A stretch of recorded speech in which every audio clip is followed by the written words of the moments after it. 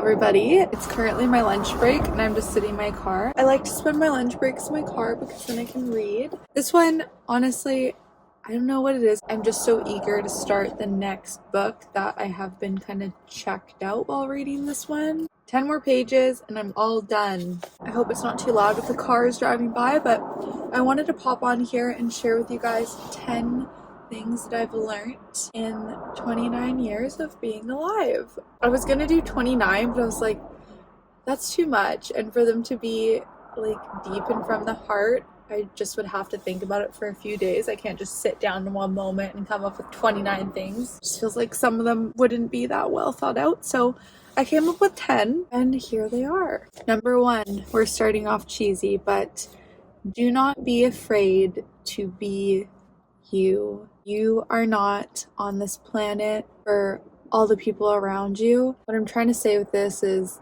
you go on social media and you see what you consider like the perfect person, whether it's their looks or their personality, and you feel like that you should be more like that person. But I just find that so boring, like a world where everyone's the same.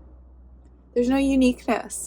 Number 2, whatever you do to your face, skincare wise, do it to your neck, your chest, and then I also like to, whatever is left over on my hands, I put on the back of my hands afterwards. I think it's pretty self-explanatory why that would be. I mean, you don't want to have like a youthful face and then a wrinkly neck and chest or wrinkly hands.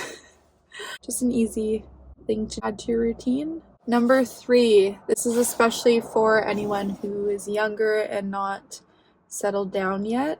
If somebody doesn't respect your boundaries, huge red flag, run and do not look back. For example, if someone wants to make plans with you and you say you're busy, say you're like at school, you're studying, and then they just show up wherever you are, don't take that as a compliment. That is borderline stalker behavior. That's the person telling you, I have no respect for you and your time, and I'm more important. So drop everything for me.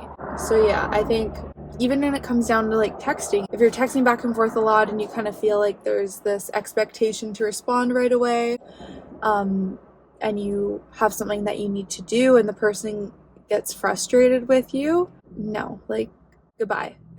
Instant goodbye. Trust me. Number 4, less is more. For the longest time, I used to think that I needed to collect as much stuff as I possibly could. I think it comes from a place of feeling like more stuff is going to make you happy, but in reality, it overwhelms you. It makes your home harder to clean. It makes it so that you aren't going to be able to use things before they expire. I just think instead of buying a whole bunch of stuff and then not getting to use it up in time, just know in your head, like, hey, when I run out of this, I can buy myself more. I don't need to have a backup from my backup and all that stuff. It's just, trust me, ever since I started living in a more minimalistic environment, my space in our home is so easy to clean. Like, all I really have to do is deep cleaning. I don't need to be putting things away because everything already has a spot. And it doesn't really ever leave its spot because we don't have a lot of stuff in our home. And I just find it to be such a great way to save time. I don't know about you, but I don't like spending my weekends cleaning the house. Or really for that matter, any long amount of time. Like, I like to do things that I enjoy. I don't want to waste my life away moving all my stuff around. Feel a confidence in your ability to have less and not take it as something shameful. Number 5, your 20s are not a time to be judgmental and hard on yourself. 20s are for learning and making mistakes and traveling, and it's time to discover who you are, have fun, learn from those mistakes that you're making, try not to repeat them, but you're probably going to.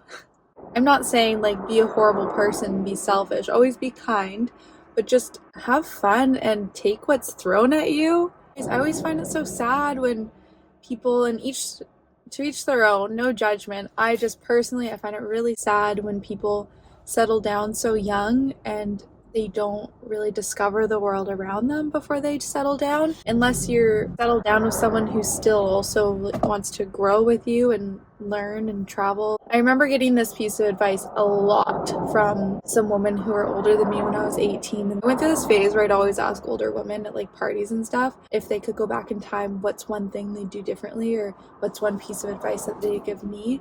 And they'd always say it was the same thing every time. It was always never settle. I really did still have to learn that myself. Like it didn't matter that they were giving me that advice. Of course, it always works out that way. Like if we could go back in time and rewrite our lives, we'd all do things perfectly. But I definitely had moments in my life where I did settle, and I'm going to continue on the trend and tell anyone who's younger out there, do not settle. Number 6, don't just drink more water. You see that everywhere. Everyone's like, oh, did you drink your water? You need to drink more water. Are you drinking enough water? Anyways, some people, yes, they need more water, but also some people drink enough water and then they're just filling up their cells with too much water.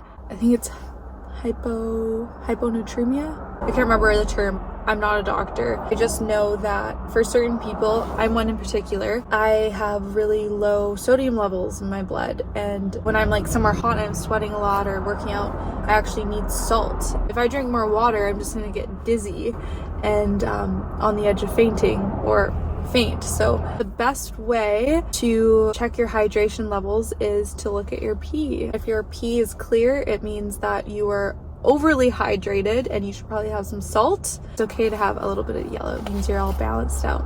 Do your own research. I'm not a doctor. This is just some stuff that I've picked up in school. Number 7, eat clean foods. Avoid the processed things. Do not trust labels and packages that look like fresh and clean and they're so minimal, so they must be good for you. You have to look at the actual ingredients. I use an app called Yuka app and it's so helpful. I scan all the food items I use, all the beauty products, and it'll give me a rating. It explains what the ingredients are inside that are harmful. I just highly recommend that to anyone I know because I know that it will benefit their health. That's 8, right? Yeah. Start a savings plan as soon as you possibly can. I wish I started sooner. And make sure it's something achievable where if you're like in a tight spot, you can still put that money away, even if it's only like $25, $50 a month. Open an account, pretend that it doesn't exist, and just put that money away. It is always good to have a savings for not only just emergencies, but just I find it to be very comforting. It's just definitely one of the things that I wish I started sooner. I wish that someone else started one for me and didn't tell me about it. And then once I turned 25, like once my brain was fully developed, they'd be like, oh, by the way, here you go. We've done this for you and we wanted to wait until you were responsible enough. Younger people that get large amounts of money, I think that they really do not know what they're doing and probably gonna make some mistakes with it. Number 9, family is not only those that are blood related to you. In fact, some of the people that I'm closest to in my life are not related to me. And just because someone is blood related doesn't mean you need to have them in your life. You shouldn't feel pressured. People always say, oh, you only have one whatever, but they're your so-and-so. Like, you need to be the bigger person and just get over whatever it is that you have a problem with. For what? Like, at what point? There's such thing as forgiveness, but then at what cost, right? Like how many times do you have to forgive until it's appropriate to let go? And I really think a lot of society it's this like toxic mindset of you need to accept people for who they are if they're your family. And I completely disagree with that. I do not think that you need to have a toxic family member in your life just because they're family. I think it's horrible for your mental health. There's nothing worse than you do forgive and you keep trying to be the bigger person and you think everything's going well, and then right when you're vulnerable again, the rug is pulled out from underneath you and then your mental health just plummets. I am at a point, my word of the year, my goal for the past few years has been peace in my life. I've done what I've had to do to get where I am, and I'm still working on things. I always want to ask people when they say that, like, I hope that things will work out, or I think you should try again. Do you want to be my tallier? Like, how many times do I have to forgive?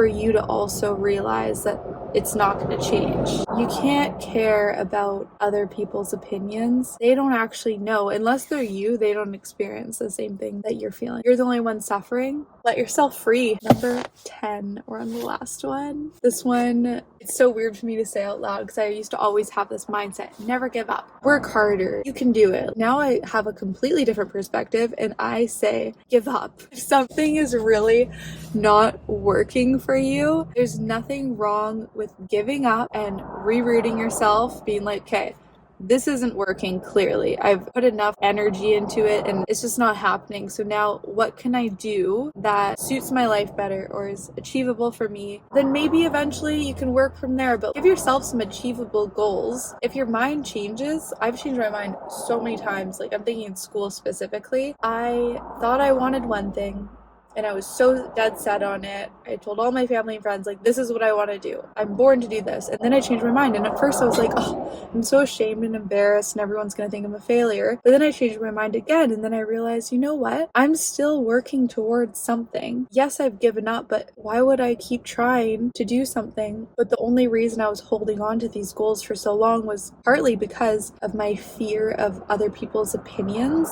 that they'll think that I quit. I always go back to this. You have one life to live. This is your life. It's okay to change your mind. It's okay to give up. Don't feel like a failure. Just keep trying to be the best version of you and just keep working towards something and you're good. Trying to not take life so seriously. It's another thing. I'm like, baby steps, keep moving forward, keep moving up slowly.